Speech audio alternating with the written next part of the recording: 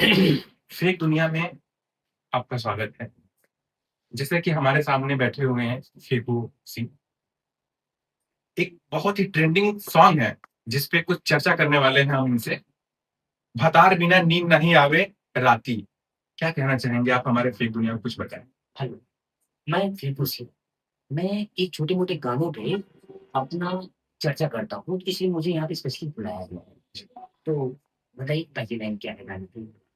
लागे भोरैया के जाड़ा देहिया भइल बा दही बाड़ा। जैसा कि देख रहे हैं आप लोग, इस समय गर्मी गाँठ-फाड़ पड़ रही है। गर्मी इस हद तक पड़ रही है कि आदमी जल के झुलस जाए। तो कवि का क्या कहना है? लागे भोरहरिया के जाड़ा, देहिया भइल देहिया जाड़ा। भइल बा दही बाड़ा। समझ रहे हैं?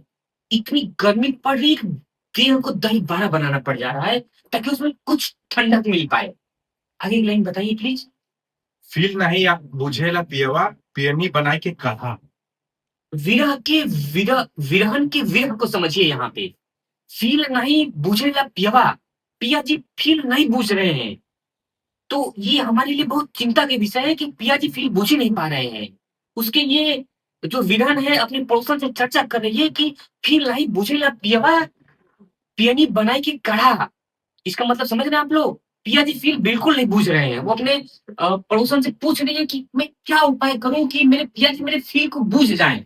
तो जो पड़ोसन है वो बता रही है कि यहाँ एक मेडिकल है, वहाँ अगर जाएँगी तो कुछ उपाय मिलेगा आपको।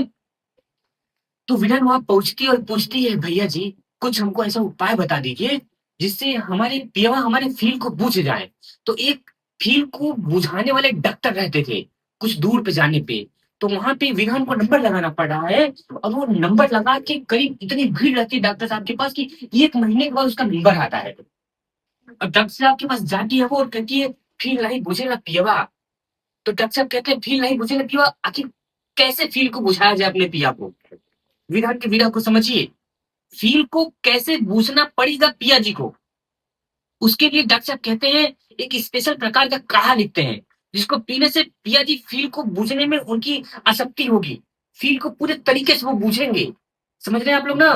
तो यही है कि लागे भोरहरिया के जाड़ा, देहिया भइल बाटे दही बाड़ा। फील नहीं। फ़ील नाही बुझेला पियवा, पियनी बनाई के काढ़ा। तो डॉक्टर द्वारा सुझाए हुए काढ़ा को विरहन बना रही है।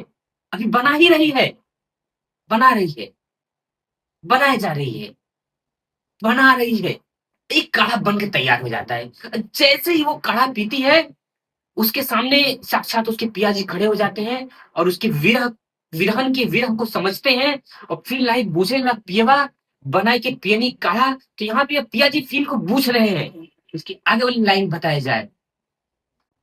बुक्का बुक्का तीन तलक्का, चरनी के काटी। हतार बिना नींद नहीं आवे हमके राती।